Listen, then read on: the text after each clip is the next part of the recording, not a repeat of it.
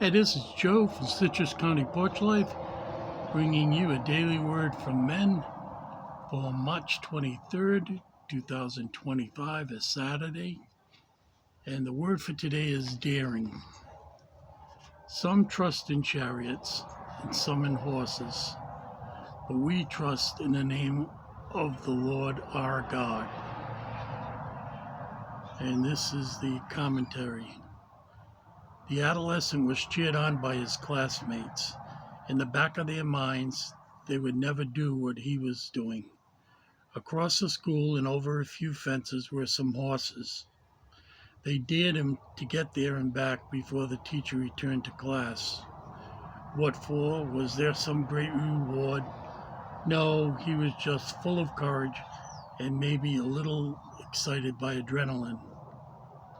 Off he went, undaunted, as fast as he could, across the sports fields, over the first fence, through the long grass, over the second fence. Then he slowed down so as not to spook the horses.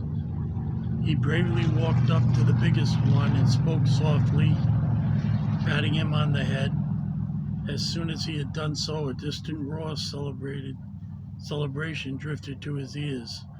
Lost in his own adventure, the sound sparked a memory. My class, my teacher. He turned and raced back, with sweat dripping down his forehead and damp clothes. He valiantly opened the door with a broad smile to be met by a scowling teacher. And the question for us is, bravery and daring come in all forms. How can you be courageous for God today? Well, first of all, I'd like to comment on the quote. It's from Psalm 20. The chariots and in some horses.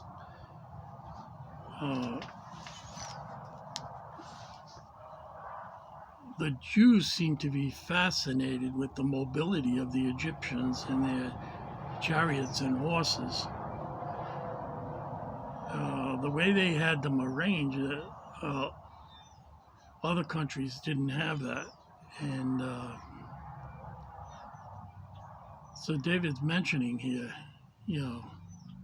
some trust in chariots and some to horses. And later on in the history of Israel, they would make an alliance with the Egyptians because of their chariots and horses. Most of the other ones were foot soldiers, but these guys were quite good. And it led to a great expansion of the Egyptian empire. We kind of think of it like limited to Egypt, but it was not limited to Egypt.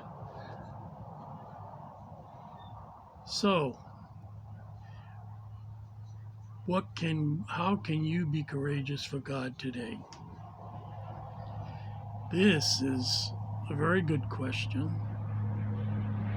It's very difficult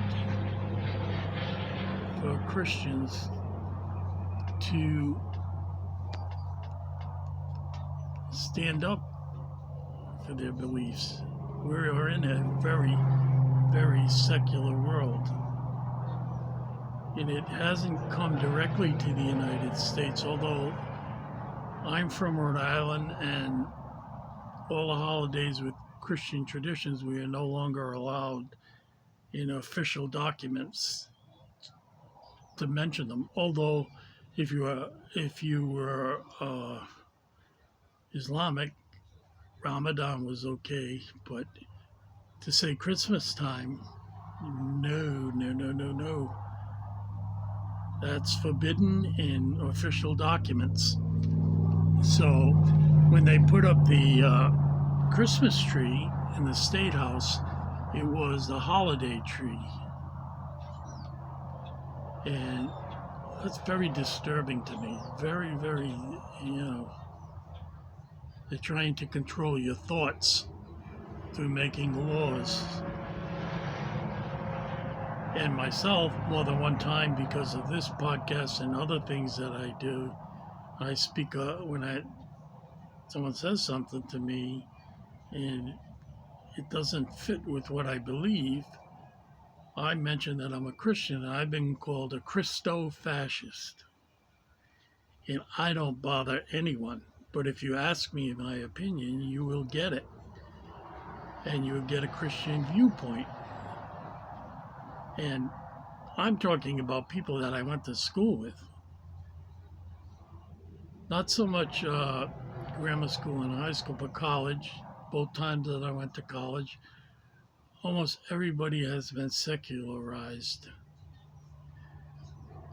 So I think for those of us who are not, we've got to get deep in the Word, do a deep dive every day that we can, and become familiar with the armament of God.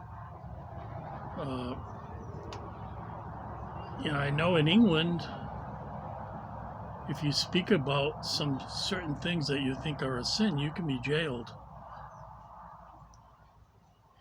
And it's very difficult to get free speech in Canada.